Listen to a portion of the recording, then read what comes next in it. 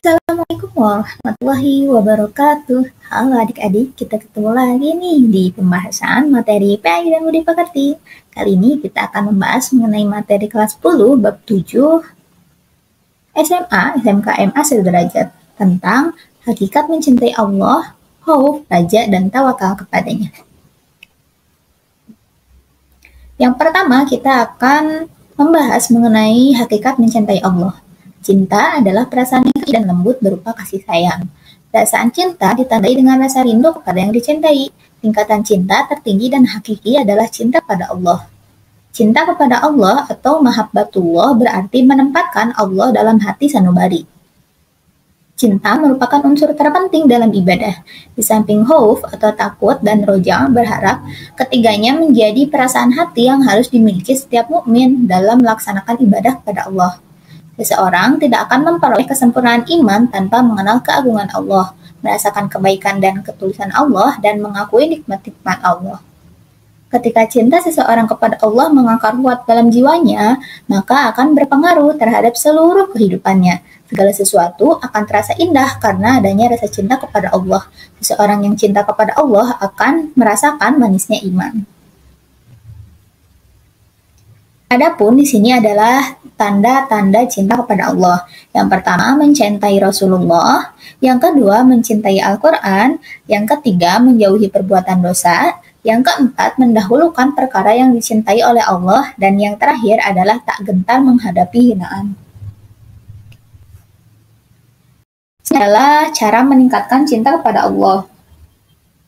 Ada 3 cara meningkatkan cinta kepada Allah. Yang pertama adalah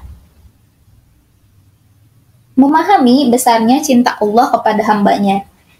Yang kedua, senantiasa membersihkan hati. Dan yang terakhir, mempelajari ilmu agama secara mendalam. Selanjutnya, kita akan membahas mengenai khauf. Hakikat takut kepada Allah atau khauf. Rasa takut merupakan sifat orang bertakwa sekaligus merupakan bukti iman kepada Allah.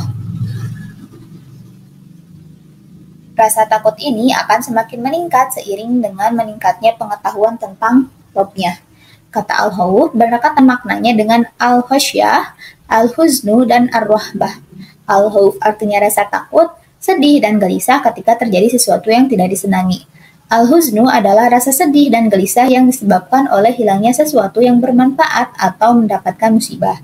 Ar-rahbu artinya adalah sinonim dari kata al-khauf. Sedangkan al-khasyatu adalah rasa takut yang diiringi dengan pengagungan atas sesuatu yang ditakuti tersebut. Selanjutnya, menurut Imam Az-Ghazali, takut kepada Allah dapat berupa rasa takut tidak diterimanya taubat, takut tidak mampu istiqomah dalam beramal soleh, takut akan mengikuti hawa nafsu, takut tertipu oleh gemerlap duniawi, takut terperosok dalam jurang maksiat, takut atas siksa kubur, takut terjebak pada kesibukan yang melalaikan diri kepada Allah, takut menjadi sombong karena memperoleh nikmat Allah, takut mendapat siksaan dunia, dan takut tidak mendapatkan nikmat surga. Adanya sifat khauf ini akan menjadi benteng penahan agar manusia tetap rendah hati dan tidak takabur atau sombong. Selanjutnya di sini ada tanda-tanda takut kepada Allah atau tanda-tanda dari khauf. Yang pertama, tampak dari ketaatannya kepada Allah. Yang kedua, menjaga lisan dari perkataan dusta. Yang ketiga, menghindari iri dan dengki. Yang keempat, menjaga pandangan dari kemaksiatan. Yang kelima, menjauhi makanan haram. Dan yang terakhir, menjaga kaki dan kedua tangan dari sesuatu yang haram. Selanjutnya adalah roja. Di sini kita akan membahas mengenai hakikat berharap kepada Allah. Secara etimologis, roja berarti mengharap sesuatu atau tidak putus asa. Hal ini berdasarkan Quran Surat Al-Ankabut ayat 5. Menurut istilah, roja berarti berharap untuk memperoleh rahmat dan karunia Allah. Sifat roja harus disertai optimis, perasaan gembira, sikap percaya, dan yakin akan kebaikan Allah. Lebih dari itu, sifat roja harus dibarengi dengan amal-amal soleh untuk meraih kebahagiaan di akhirat. Seseorang yang berharap pada Allah tanpa diikuti dengan amal, maka ia hanya berangan-angan belaka. Kebalikan dari sifat roja adalah putus asa dari rahmat Allah. Seorang yang putus asa atas rahmat Allah dikategorikan sebagai orang sesat. Menurut Abu Ali Al-Rawzabari, antara khauf dan roja ibarat dua sayap burung. Jika kedua sayap tersebut sama, maka burung tersebut akan mampu terbang secara sempurna. Dan sebaliknya, apabila tidak sama antara kedua sayap tersebut, maka si burung ini tidak akan terbang secara sempurna, tidak akan terbang stabil gitu ya. Nah, sifat khauf dapat mencegah seseorang berbuat dosa, sedangkan roja dapat mendorong untuk taat kepada Allah.